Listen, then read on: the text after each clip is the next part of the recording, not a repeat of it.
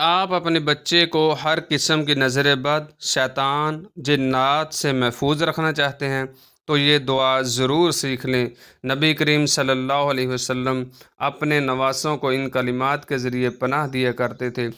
اعیذکما بکلمات اللہ التامۃ من کل شیطان وہامہ وَمِن كُلِّ عَيْنٍ لَامَّةٍ۔ آپ بھی اپنے بچوں پر روزانہ یہ دعا پڑھ کر دم کیا کریں۔ نبی کریم صلی اللہ علیہ وسلم حضرت حسن اور حضرت حسین کو پڑھ کر اس دعا کے ساتھ دم کیا کرتے تھے۔